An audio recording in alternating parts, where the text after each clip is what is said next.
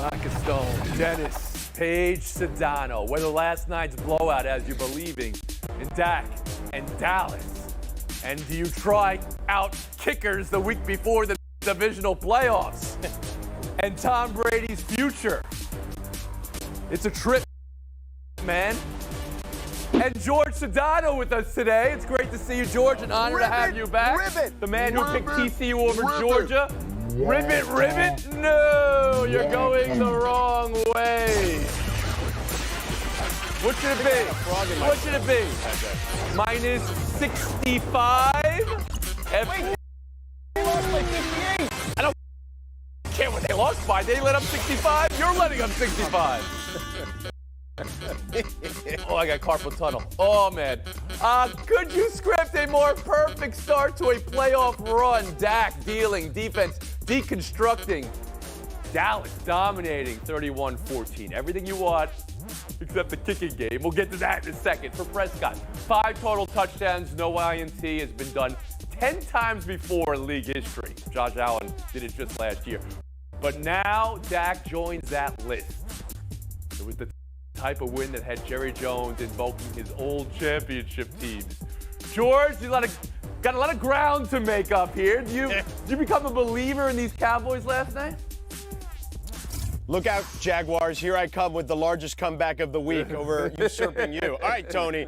The short answer is not really, okay? Now, granted, in the short term, in the micro, they did great, but it was against a team that has the 25th best offense in the National Football League in the Tampa Bay Buccaneers, in a Tom Brady who looked very pedestrian, where Father Time, as I've been alluding to, is starting to creep up with him. And here's the thing, the game plan, Tony. I've told you all season long, I've been pining for them to run the ball more, because the stat is this: when their play selection is 59% or more pass to run, they lose 60-some-odd% of the time. When they do the opposite, they win 60+%. All right. But last night was not about the running game, right? It was about Dak Prescott, whose name you didn't even mention.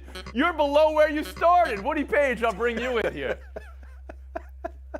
Yes. No wonder you're still going south, George. Don't worry about it. I have a message to Jerry Jones. I want to come to San Francisco and be in the kissing suite with you and all those other people whenever something good happens. We saw more shots of that suite than we did of Dak Prescott, who was responsible for 5 touchdowns. Jerry Jones even took credit for that. He said that he met with Dak before the game and said, "Don't take any risk, be aggressive." Those sound like opposites right there. But however, Dak Prescott, I have a theory that with that thumb injury he had, I think it's finally getting better. I mean, he was in total control. He was under control throughout the game. He didn't try to rush things. He was looking at the defenses and taking care of himself. Even on that run for the touchdown he did, nobody knew what was coming. I think that was impressive. I am impressed. I didn't trust them practically all season, but after watching them last night, I'd give them a puncher's chance. Oh, there you go. So they did make a believer out of you. David Dennis, did Dak and Dallas delete doubt for you? Yeah, I deleted doubt for Dak for sure. He was out there looking like Stetson Bennett against Georgia's TCU squad out there. This was a defining sort of playoff moment for him, especially on the road. Second highest playoff completion percentage in Dallas Cowboys history. Best QBR on the road in the playoffs since they've taken that metric. This was all about Dak looking like he knew what he was doing out there. A few weeks ago, they were talking about backup quarterbacks. Last week, they were talking about how bad he looked against Washington, and now he's over there just completely comfortable. And beyond Dak, we also have to talk about Micah Parsons, who was the second best player out there on the field. 9 pressures on Tom Brady. Tom Brady was 2 for 8 in those pressures with 1 sack. They were the 2 best players, and they look like they can have a chance against the 49ers, even though the defining factor for that, they only have 5 games rest. 49ers have 7. I think is going to play a large factor this weekend. That's interesting. The microscope on Dak Prescott, Kevin Blackstone, going into this game after the month that he had, the slump, and after this game. Absolutely. I mean, he was supposed to be the Achilles heel of this particular team, right? This was the problem that they were going to have. Yet he goes into this game, he comes up with a clean sheet, 305 yards passing, 143 quarterback rating, ran the show, kept everybody together. He had the perfect playbook in his pocket. Everything seemed to work. So you've got to be, you've got to like Dak Prescott and the Cowboys. There was no more impressive team this past weekend in the playoffs than the Dallas Cowboys. There you they go. were up 24-0. Should have been up 28-0. Of course, we'll get to that at another point. But the defense that David just pointed out was tremendous. They pressured the quarterback all day long, didn't allow many runs, beat up people. They were extremely physical. So absolutely, they have more than a puncher's chance going into San Francisco. Anybody else with Blackistone that Dallas was the most impressive this week? No! No, This is, no. Are we taking crazy What are you pills? talking about? This is like, you guys are all being prisoners of the moment here. This team played against a Bucs team that can't run the ball, that made Tom Brady throw it 60 passes in a The particular 49ers game. played against a team that backed into the playoffs, and they were down Who's your at the most impressive, half. George? What are you talking San about? Francisco? The Bucs Seattle. weren't even over 500. They won the worst division in the sport. What are we talking about? And here? they got The Niners and have they the got best defense handled in like the it. league, and they had the sixth best offense. Why did this get you guys to volume 10 of all the things? I had people yesterday tell me the Giants were the most impressive team, and I think that's a pretty good argument, at least Yeah, but look at that over now. the one weekend. Yeah. Okay. Now, it has been alluded to, but I'm not sure if you saw this last night. You had to be watching closely. The Cowboys struggled with the kicking game. Today, they say they're sticking with Brett Maher after 4 missed extra points. Does anybody know, mathematically, the chances of 4 consecutive missed extra points happening in a league that hits 94.6%? Anybody want to guess? 1 in 10,000. 125,000 to 1. That's what that was. Just so. So Dak was throwing helmets. Peyton Manning, noted kicker disliker, reacted with all sorts of apoplexies while it was happening. I want to ask you 2 questions about this. Can the Cowboys have faith in their kicker, Brett Maher, getting it back? And also, were you sick of him like Peyton, or were you sick for him, Kevin Blackistone? Oh, I was sick for him. I mean, you just see this happening. We've seen it before in sports where someone gets a case of the yips, right? This is something you do, you practice over and over, and all of a sudden on the biggest stage, it's not working. I really, my heart was breaking for him. Good thing the Cowboys were up so they didn't have to rely on him. Would I stick with him? Absolutely. David Dennis, would you stick with him?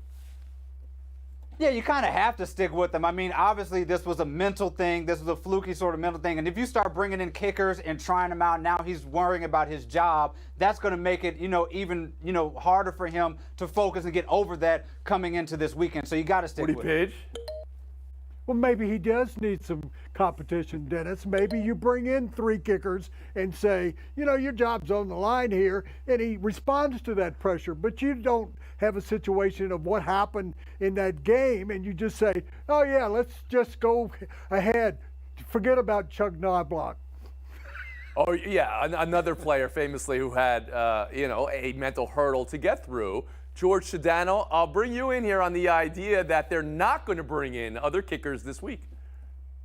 Well, I get it. You don't want to mess with his mental situation even more than it is. So I'm okay with that. And I was sick for him. Almost as sick as I am right now for myself having minus 67 points.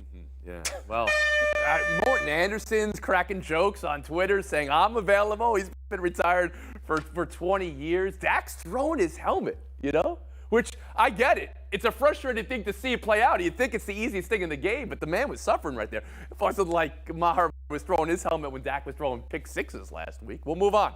Where Tom Brady goes from here, that's our next topic of discussion. Does he return to the NFL? Does he return to the Buccaneers? Does he have anything left? When he threw the red zone interception last night, he was smacking his own head. And then there was the very bizarre, odd slide tackle trip, which was just a borderline play. In the game, he was 35 of 66, barely got to 14 points. David, what's your gut tell you about Brady's future? My gut tells me that Tom Brady is not a quarterback that can carry you to a Super Bowl anymore. He needs to be in a situation where somebody is already on the precipice of a championship. That's not Tampa Bay. That offensive line is not good enough. I assume he's going to take some of this offseason and get his mind right and figure out why he's making dirty plays like that in the field and find somewhere else to go. Woody Page? Well, where do all aging performers go? And Denver? In their careers. That would be Elvis. Sinatra. I was thinking of Peyton Manning. Go ahead, Woody. That would be Cher. All the great performers go to Las Vegas. Josh McDaniels is there waiting for him. And not only would you have an opportunity, maybe that's not a championship timber kind of team right now, but it's a team that's looking for a fan base in Las Vegas. If you go to any games that I have out there, you see the visiting team. It's like when the Chargers play in LA, the visiting team has more fans there than the Raiders. They need to develop a fan base. How do you do so it? this is you bring in Tom Brady. More for show then, right? Putting on a show than maybe contending. Well, that's where Brady is in his career. You think he's all right with that? Reunite him with a guy who won a bunch of Super Bowls George with Sedano. Josh McDaniels, and he are like united at the hip. Georgie. Tony, Woody wants to give him a residency in Vegas like he's some washed-up like singer or performer at the Tropicana. You've Look, argued first of that all, he I is don't know if that, that's right? actually- You have said it's over for him. But here's the thing. It's not going to work there either because the Raiders have a worse offensive line than the Tampa Bay Bucks. They have a worse defense for sure than the Tampa Bay Buccaneers, and they're in the arguably the toughest division in the sport, okay? You have Patrick Mahomes in that division, you have Justin Herbert in that division, and who knows what Russell Wilson will look like with a new coach. That's not the place for him despite Josh McDaniels.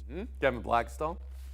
Well, he'll go somewhere. Look, we're forgetting the fact that this guy has thrown, over 1,400 passes the last 2 years, 10,000 yards the last 2 seasons. So it's not like his arm is washed up. But to David's point, he just needs to be someplace where he's going to have more around him. He can't go out and throw the ball 66 times every time just to get you a win. The guy still has incredible pocket presence. He makes accurate throws. We saw that yesterday. Does he have the arm strength he used to have? Of course not, because we know how old he is. But he is still a winning quarterback. But I've only heard one option. Woody's the only guy throwing out. No, I haven't heard a destination, George. You got one in mind?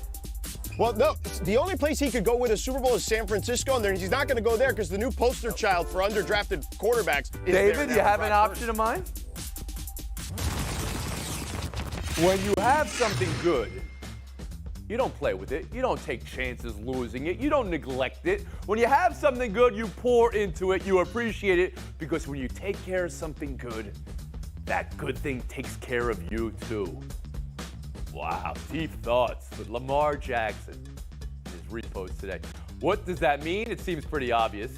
Today, 2 more posts, or at least photos of himself in a Ravens jersey. David Dennis Jr. on these posts. Do you read a person who thinks it's over or a person who wants to repair a relationship? As the only millennial on this panel, I know all about passive-aggressive social media posts when relationships are rocky, and this is a classic example of that. Lamar Jackson is posting like he knows he is the prize, like he knows he has the leverage, and he is daring Baltimore to get rid of him because he knows that they are a mess without him. That's him. That's a guy who knows his status and knows his value. Kevin Blackstone. Well, as someone 2 times a millennial, which means I have that much more gravitas. Let me just explain to you what this means is that he is saying that he wants to come back to the team. He's over all the drama. He's in his uniform. He's ready to play. Pay the man. And Woody Page? Yes, as someone who's 4 times your age, I think he's trying to be the latest poet in Baltimore since Edgar A. Poe, and that's what he was trying to give to us. But I think he wants out. I disagree with you guys. I think this is saying you didn't take care of me. I'm going to take my act and go somewhere else. And now George Sedano, Nintendo 64 here. Where are you on Lamar Jackson's post?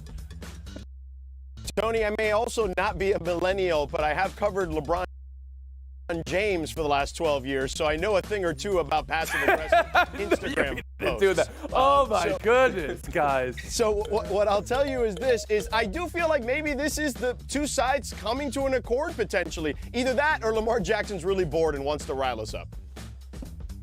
Buy or sell 2 Los Angeles Chargers. 3 days after collapse, made some coaching moves today.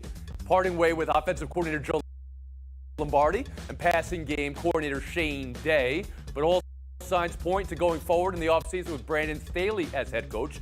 Joey Bosa supports Staley. Also said his unsportsmanlike conducts were huge this week. But he wanted to focus on referees. Take a listen to this. I need to be more accountable for my actions, obviously, but it's a heated game. I mean, if I say something to them, I get a $40,000 fine, but if they blow a call that ruins an entire team's season, they're probably back in the locker room after the game like, oh, got that. Oh, yeah, got him. Whatever, power trip. I'm sick of those people. Wow. How about that voice?